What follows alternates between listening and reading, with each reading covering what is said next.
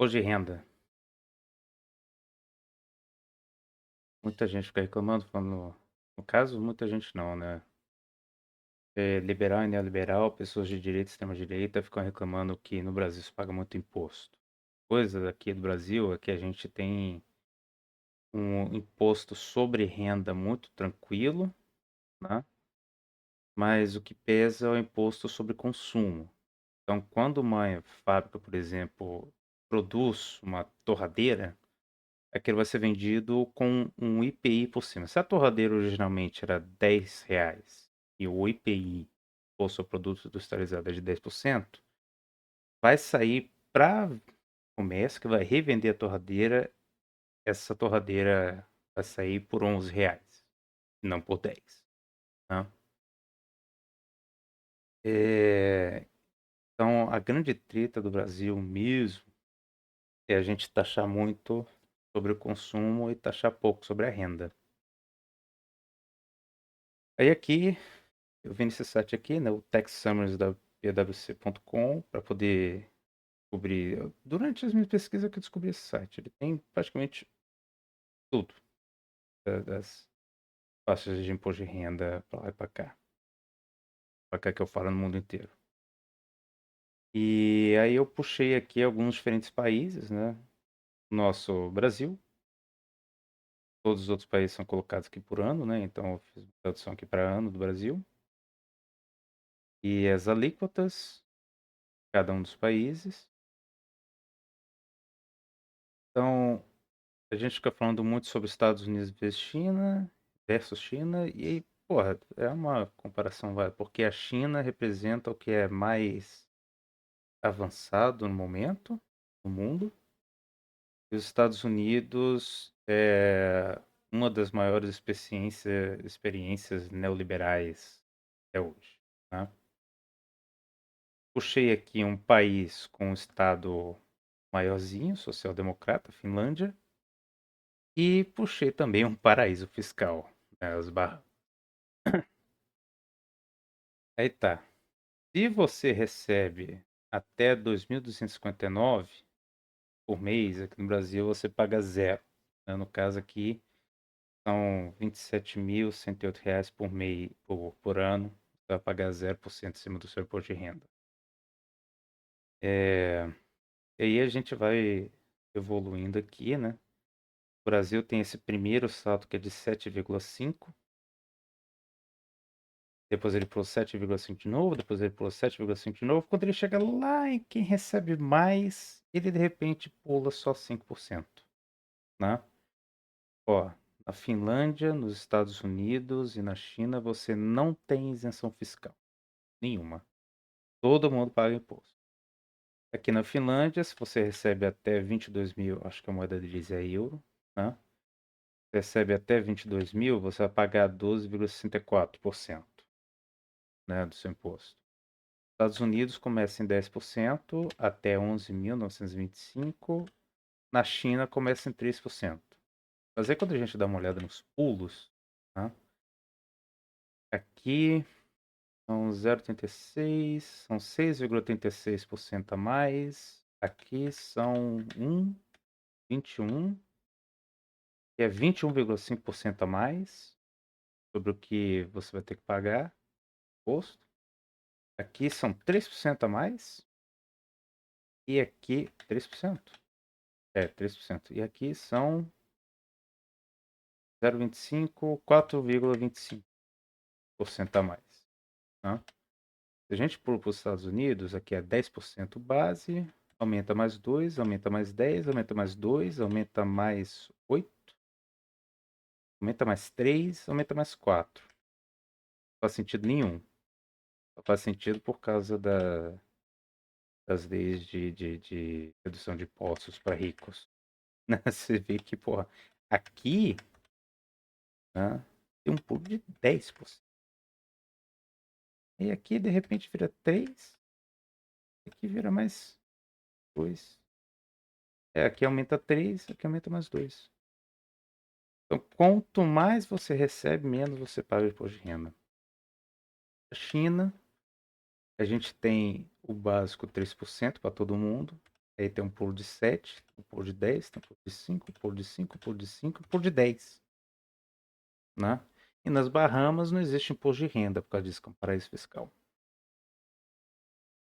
Então, quando a gente olha aqui, Brasil 27,5%, a Finlândia cobra 37,5% máximo, Estados Unidos cobra 37% ao máximo, a China cobra 45% máximo. Falar que no Brasil a gente paga muito imposto é só se você estiver falando de imposto sobre consumo. E eu sou a favor de não ter imposto sobre consumo e a gente fazer um imposto realmente progressivo, né, em cima de imposto de renda. Agora, pô, 5 faixas não dá muito espaço para progressividade. Aqui também é 5 na Finlândia, Estados Unidos, na China, os dois têm 7 faixas, né? E o Brasil, se você quiser, você pode falar também que a gente, na verdade, tem 4, né? Porque a isenção não paga. Esse aqui é o meu sistema de imposto de renda. Para ter espaço para progressividade real, o que, que eu fiz? 100 faixas, né? Então, nós temos 100 faixas. A alíquota é definida pelo cálculo do número da faixa vezes o multiplicador de alíquota, né? 1 vezes 0,002 vai dar 20%. Então, você vai pagar 20% de imposto de renda. Quando eu venho aqui, coloco 3, atualiza para 0,3, certo? A gente vem lá embaixo e na última faixa, com o multiplicador de 0,003, a gente tem um máximo de 29,7%, certo? De faixa. Aí a sugestão aqui minha seria que fosse de 0,002 a 0,007, ou seja, no máximo que alguém supostamente iria pagar de imposto de renda, né, você começa com 0,7 e o máximo que alguém pagaria seria de 69,3% de imposto de renda, né? Então é assim que a gente evolui a alíquota, quanto a porcentagem que você vai pagar. E esse 19,8 aqui seria o mínimo caso houvesse essa reforma tributária. Agora você veja aqui a evolução, né? Ela é bem tranquila, levinha, até que ela chega aqui e vai subindo, vai subindo, vai subindo, vai subindo. Isso aqui, para mim, é realmente progressivo. Agora, como é que eu calculei essa linha, essa progressividade? Dentro de finanças, a gente tem a fórmula do valor futuro. O valor futuro é igual ao valor presente vezes 1 mais i elevado a n, que é o tempo, né? Então, vamos supor que existe um carro que você quer comprar e se você pagasse à vista seria 100 mil reais, né? Como é que você quer descobrir o valor futuro? Quanto que seria o valor futuro se você tiver, por exemplo, um financiamento de 4 anos de 3% de imposto, né? Então, o valor futuro, nesse caso, seria igual a 100 mil, é o valor presente, vezes 1,03 elevado a 48 meses. São 4 anos, certo? Aqui são 413.225. Então, aquele carro que você poderia ter comprado por 100 mil reais à vista, de repente, depois de 4 anos, você pagou 4 deles e um pouco mais. Caramba. Agora, supondo, por exemplo, que você deu uma entrada metade,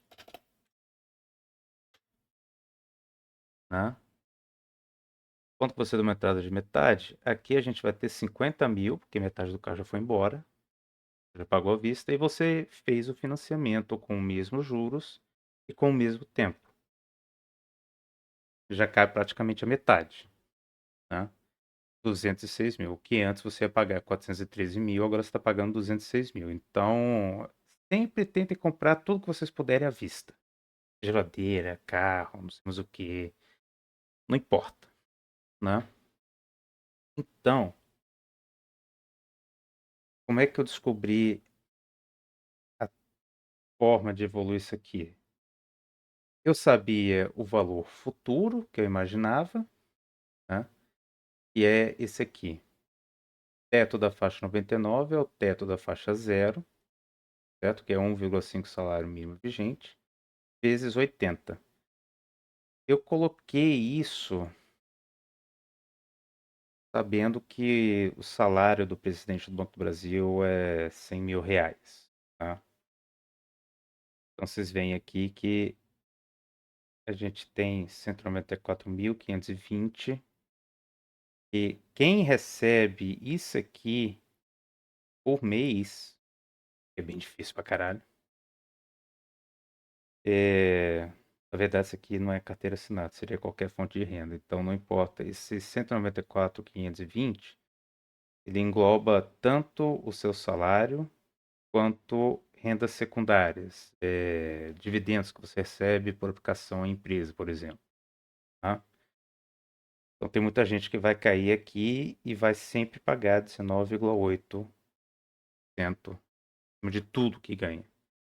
E aí aquele 0,7%, 0,007%, tá?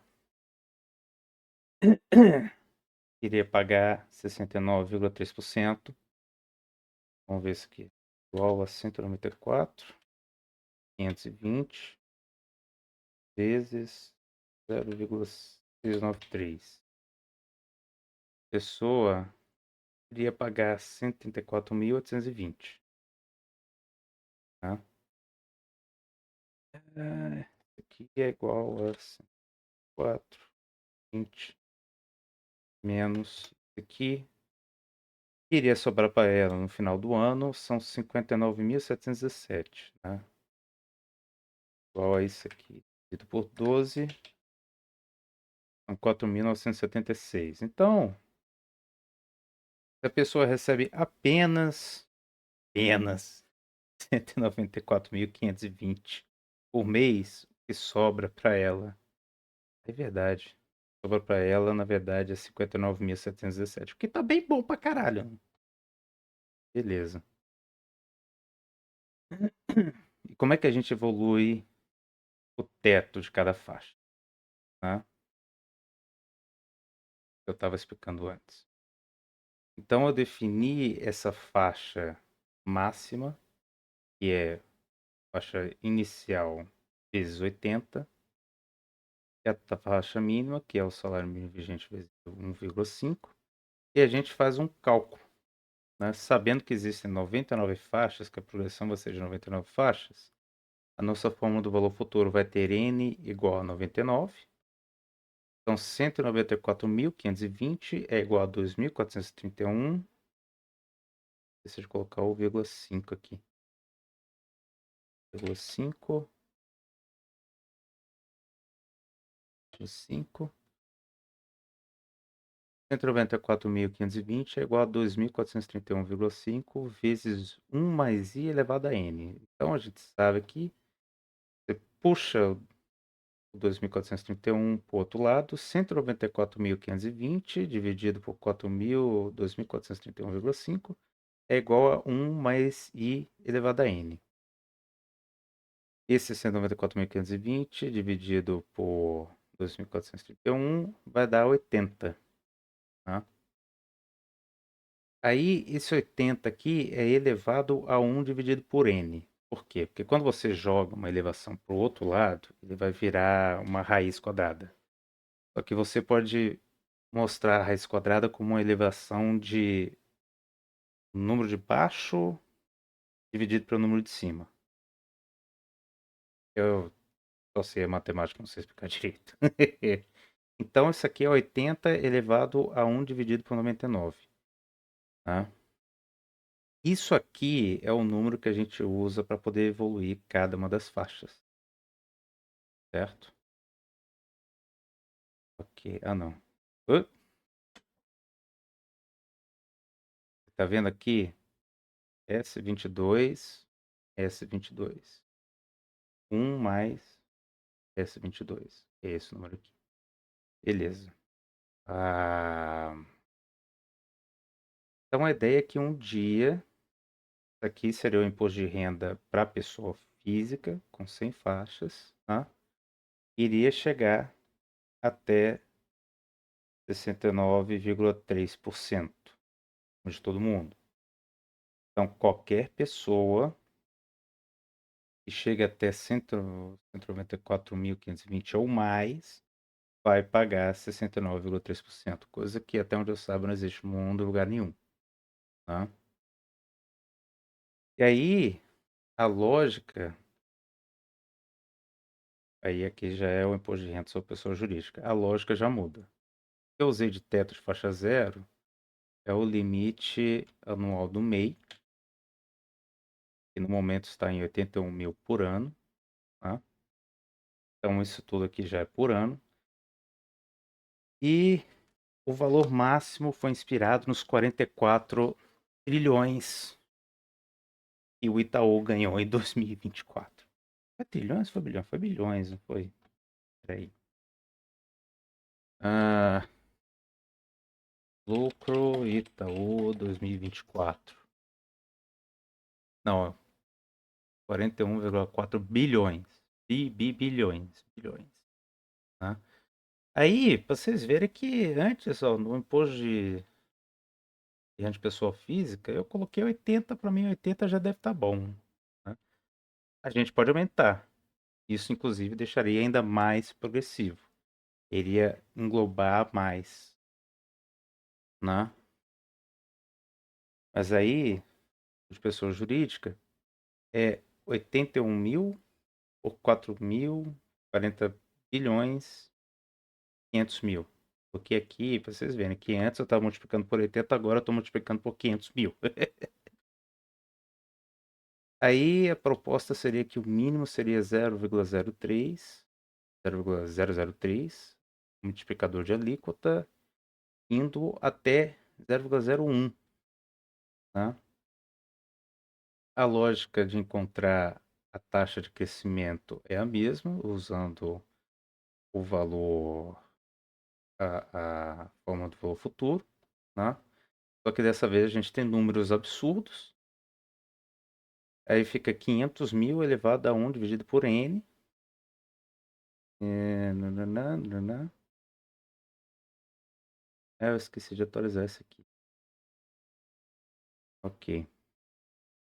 Para você ver como é que é para as empresas. Então, enquanto você tem empresas que vão receber 81 mil acima, você tem gente recebendo bilhões. Esse 500 mil aqui explica esse troço aqui. Vocês veem que tem muito dinheiro que vai ficar acumulado em poucas mãos. O interessante aqui é que isso ajuda a quebrar grandes monopólios, grandes oligopólios. Porque quanto menor for a sua empresa, menos imposto sobre lucro ela vai pagar. Aqui, quando eu falo de RPJ, eu quero falar imposto sobre lucro. Vou colocar só esse R aqui. Imposto sobre lucro de pessoa jurídica. LPJ. Tá? Se a gente colocar aqui, se a gente colocar aqui o 0,01, o máximo imposto de renda que alguém iria pagar por ano é de 99%. Tá? Então, quem quer que receba, qualquer empresa que recebe 40 bilhões e 500 mil, não, 500 milhões, ou acima, vai pagar 99% sobre o lucro. Significa que as operações continuam as mesmas. Mas esse aqui é lucro. O Itaú teve 41, caralhas de bilhões de reais de lucro em 2024. Então, pô, isso aqui eles ainda vão ter lucro, sabe? Então, olha só, vamos colocar aqui 40 bilhões, 500 milhões, milhares. Será que eu errei o número? 40, 500, 0000, é isso mesmo. Ó, essa aqui vezes 0,01, que é o que vai sobrar para eles. Ainda sobra 405 milhões para você distribuir entre os acionistas do Itaú.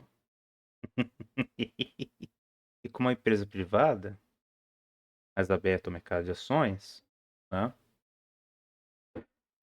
a galera ainda vai estar bem, em dizer. Ai, meu.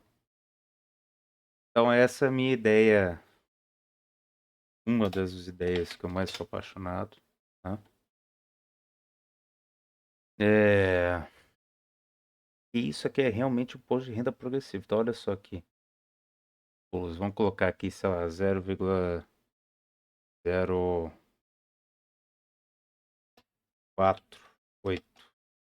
0,048. Se colocar esse multiplicador de alíquota, a primeira pessoa, a primeira empresa vai pagar 0,48% em cima do lucro dela.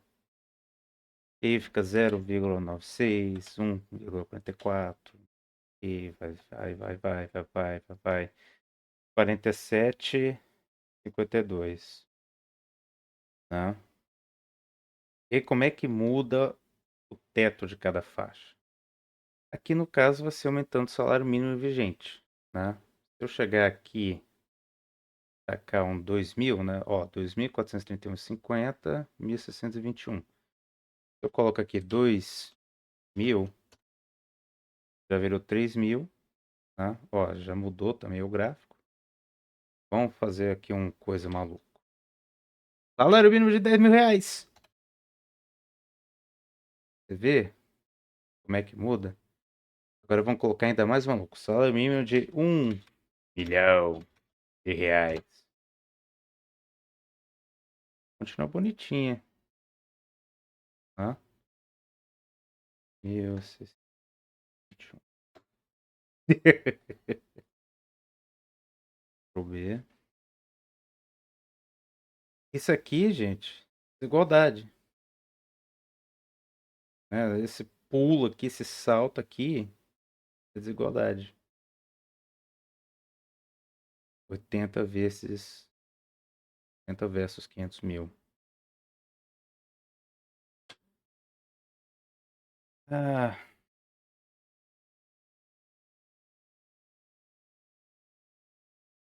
uma coisa. Então, o problema, questão de imposto, no Brasil, é imposto sobre consumo. PI, MS, ISS, corta IPVA, corta IPTU, corta, deve ter também imposto sobre terreno rural. O problema é que se a gente fizer zerar o IPI, o ICMS, o ISS, são todos esses impostos sobre consumo, o que acontece? Se você agora está acostumado, só de exemplo, a pagar R$ 10 no quilo de tomate, né? E essa precificação no supermercado, já considerando o imposto que eles estão pagando, né? Você cota esses impostos, esse R$ 10 por quilo poderia cair, por exemplo, para 8 ou para 7. Só que você, cliente, já está acostumado a pagar R$ 10 o quilo. Negócios continuam bem para o supermercado.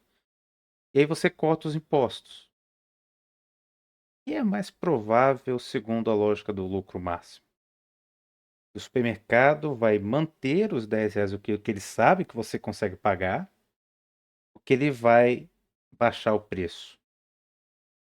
Mesmo que os custos do supermercado acabem caindo pelo corte de impostos, ele pode ver aí uma possibilidade de aumentar o seu faturamento, na verdade, aumentar o lucro, porque aí os custos com imposto caíram. Mas ele pode manter o preço, e ganhar uma margem extra de lucro. Nesse caso, você precisa ter alguma entidade no mercado que vai forçar todos os outros supermercados a baixarem o preço do quilo de tomate. No caso, por exemplo, seria talvez um supermercado que é uma empresa pública, certo? Que tem um lucro limitado. Eu suponho que você tem um supermercado que é uma empresa pública e ela tem um lucro limitado a 2%. Como ela tem um lucro limitado a 2%, ela vai, o supermercado ele vai diminuir o preço que está sendo cobrado do cliente. Então todo mundo vai pro supermercado, que é a empresa pública, tá? 100%, o Estado é dono de 100% dessa empresa pública. E os outros supermercados vão perder movimento, portanto vão perder faturamento, portanto vão ter menos lucro. E o que isso significa? Que eles vão ser forçados a baixar o preço, igual está acontecendo com os carros dentro do Brasil. Por quê? Segundo um professor meu de administração, anos e anos, anos, anos, anos atrás, quando as empresas, as montadoras de carros estavam entrando no Brasil, eles falaram, quer saber, porra, vamos jogar esse preço lá para cima, vamos jogar o preço dos carros lá para cima. Eles fizeram isso e o brasileiro pagou. Por quê? Porque carro apresenta status social. Então, para muita gente, status social é um troço que vai justificar um gasto maior, né? Porra, eu vou comprar um colar de diamantes, eu não tenho nem dinheiro, mas eu, mesmo que eu tivesse dinheiro, não ia comprar um colar de diamantes. Por quê? Porque, pô, o que que eu vou fazer com isso? Não tenho o que fazer com um colar de diamantes, não tenho, né? Você tá falando disso mesmo? Esqueci. Bom, deve ter explicado no vídeo. Então, uma coisa é, corta fora imposto sobre consumo e pesa no imposto sobre renda, né?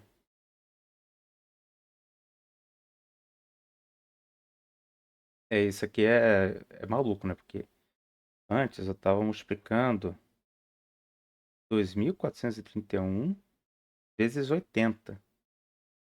Aqui, estou multiplicando 81.000 por 500.000, sabe? A taxação em cima de renda, em cima de lucro das empresas, tem que ser muito maior. Muito maior. É isso aí. Espero que eu tenha explicado bem, te convencido.